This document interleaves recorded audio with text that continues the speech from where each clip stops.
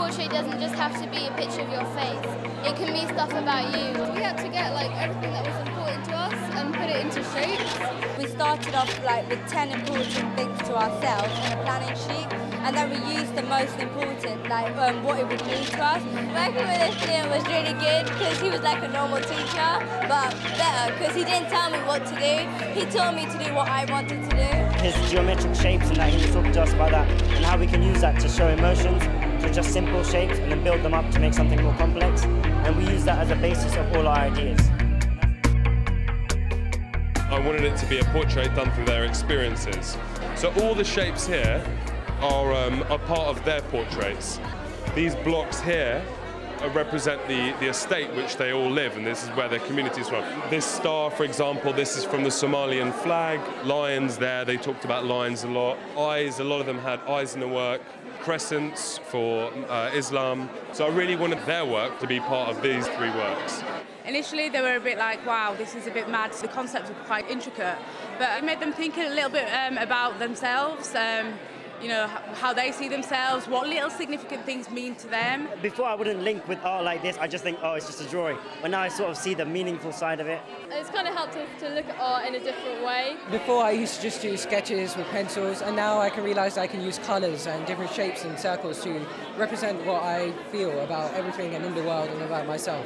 The open hands are because they're very welcoming. The link is because, well, they felt like a very tight-knit group, and these kind of offshoots here are an explosion of energy. So, and then throughout all of them, you've got the Arabic words in the background. I've used that, and it's a journey. At the end, it's like a door, and like I don't know what's going to be beyond it because I'm on a journey. I don't know what's going to happen at the end. Well, I think the most exciting thing that's happened actually is the complete involvement of the young people on a bit of a journey, and the development of a project that gives the people that take part a real ownership of it from start to finish, and that can't necessarily happen when you just have something over 1 year. Our group has always been very keen to do work with young people with art. We find it a very creative, dynamic way of expressing and building confidence. And so when this opportunity came, particularly for a 3-year project, which makes the difference from a one-off, we really jumped at the chance.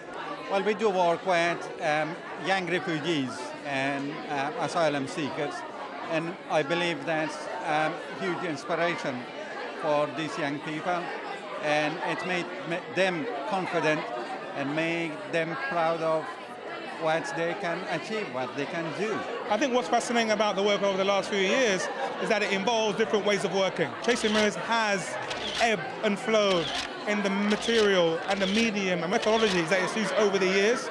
And it's great for young people to be a part of all of that. I never thought it was going to be this good because usually I don't like art that much, and this the one's different. I was personally not that much of a fan of art, but through this project I've started to enjoy art and I see it as from a different aspect. I came to the National Portrait Gallery a couple of times. I took my friends to come see the exhibition, and then I took my friends to go look around the gallery because I feel like I'm an expert now. I wouldn't have gone to a National Gallery or anything before. I would just be like, no, it's boring, but it doesn't sound boring anymore. After year one of the project, all the young people said that they loved their time at the gallery, looking at the collection. But they came away saying that there was no one in the collection that represented their cultural heritage. And so when they came back in year two, it was really amazing to be able to show them the portrait of Diallo, whose story is just incredible. When young people come into the National Portrait Gallery, what they see somehow defines themselves and defines where they live. And Diallo is another pathway, thinking that, oh, National Portrait is for dead white people. No, it's not. It's for everybody. Inspired by both Chasing Mirrors and also the portrait of Diallo, the gallery's invested hugely in creating a programme of events, really reflecting the vibrancy of the Middle East. It's about sharing different ways of thinking about portraits and doing that as widely as we can.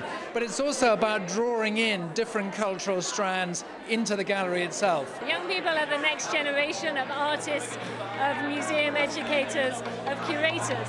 And so engaging with them and creating new contemporary art are extremely valuable. I've never seen my artwork anywhere except in my own room.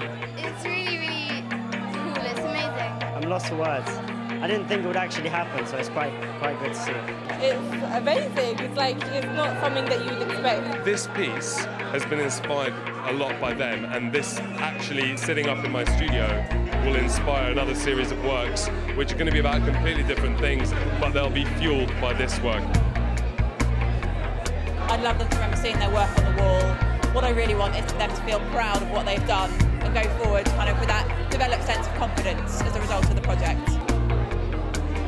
In my school, I've always been like